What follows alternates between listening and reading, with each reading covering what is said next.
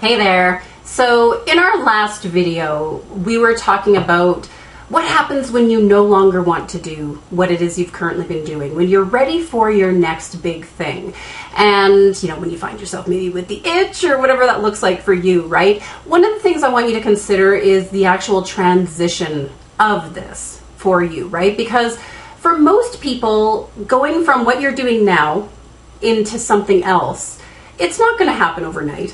It's not just going to happen tomorrow, right? And I really want you to be strategic and purposeful with what this transition can look like for you, because what I don't want to have happen is for this to put you in any kind of crisis, for you to find yourself in a place where suddenly you're not making enough money, or maybe you've alienated clients, or, you're doing things in a way just kind of off the cuff, or kind of like, woohoo, I'm so excited, see you later this, and jump into that. And find yourself basically in a place of crisis in your business. Because I've seen this happen for people, right?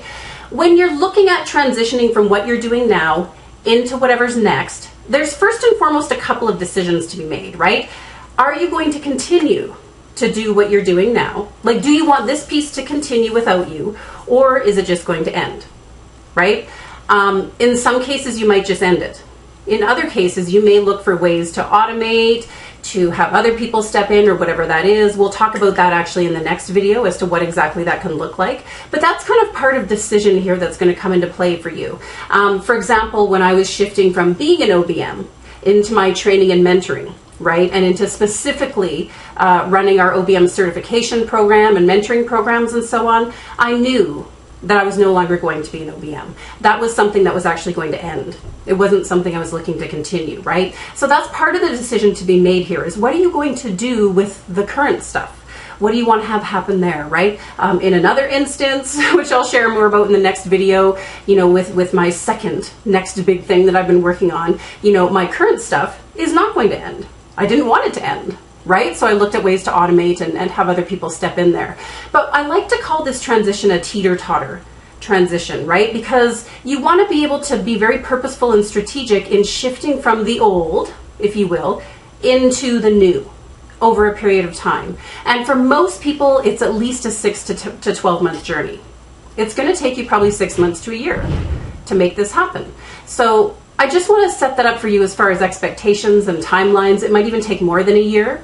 For me, in some cases, it's been, and kind of 12 to 18 months is quite often what it's taken me in some cases too, right? So this doesn't happen overnight. As much as you may wish or want for it to happen overnight, it's probably not going to. And really, when you're doing it right, it shouldn't either. Because you want to start to build up the new thing before you let go of the old thing. You need to start to build up the new thing in order to be able to let go of the old thing, right? And usually this happens kind of like this. It doesn't happen like overnight. What you need to be aware of for yourself is, and of course part of what this means is that you need to prove your business model. You don't want to shift into your next big thing until you know that people want to buy it from you, until you know it's something that's going to make you money. Right? When I wrote my OBM book, sounded like I had an accent. When I wrote the OBM book a few years ago, and then I decided to do a certification training program, right? I didn't really know if people wanted to do that program or not. There was a bit of an experimental element to it. But of course, I put the program together, I offered it, people bought it. We actually sold out that program that first time around.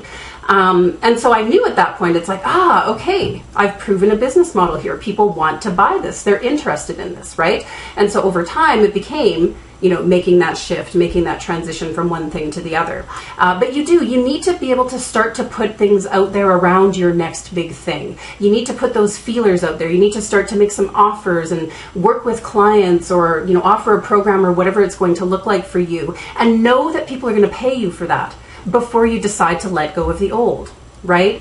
And then when you know that that's the case, then it becomes a matter of making that official transition at some point. There does have to come a point in time where you're going to need to cut the apron strings for most of us. And for most people I know, it's based on one of two things, or a combination of the two. Some people are able to let go of the old thing once they've hit a certain amount of revenue in the new thing, right? So for you, that transition point, that official cutting of the apron strings, could happen once you've reached X amount of income in this new thing. right? For other people, it's quite often a deadline. You may say to yourself, for example, December 31st, I am going to officially be done with this and 100% shifted into that, right? So just really depending on what motivates you. You know, sometimes you need a firm deadline. I know this to be true for me. I need to have like a firm deadline of like, I'm going to be done at X time in order to kind of build up to that, right? You know, if I was to say, I'm going to wait till I hit a certain amount of revenue, you know, it might be easy just to let that continue to slide, right? While I'm really busy with other things. So just for you to consider for yourself, you know, what's really going to motivate you? Is it having a date, a true deadline to be finished? Or is it knowing that, okay, I've, you know, reached X amount of income on this side, so now it's okay and I'm ready to let go of this side too. I want to say too, it doesn't always, when you're looking at an income goal or an income kind of deadline for you, quite often the income over here isn't going to be 100% what it was over here. Sometimes there's still a little bit of a gap, right? There's still a little bit of a risk ultimately in there, and there's a little bit of a leap to be taken sometimes there, right? It's really a leap of faith. But it's not, you know, it's a leap of faith when you've proven the business model already and you know people are interested in what you're offering and so on. It's just a leap of, you know, maybe craziness if you haven't done that part yet, right? So again, you know, no, it may not be about 100% replacing whatever income, et cetera, that you have here, but there might be a little bit of like a leap of faith and then building up to there and beyond once you've done so. So again, the teeter-totter transition. You know, we want to make it happen. You want the transition to happen, but you don't want to put yourself in crisis. You don't want to jump in overnight and put yourself in a place of like, oh my gosh, now I have no income or whatever, right? Because that's not going to serve you or your clients. It's really not. And I want this to be, you know, as much as it's exciting and scary and all of that in various different ways, ultimately I want it to be a smooth transition for you as well. All right, we're going to talk in the next video about kind of some leveraged revenue streams, automation tips, and various things too around that. So until then, take care, everyone. Bye now.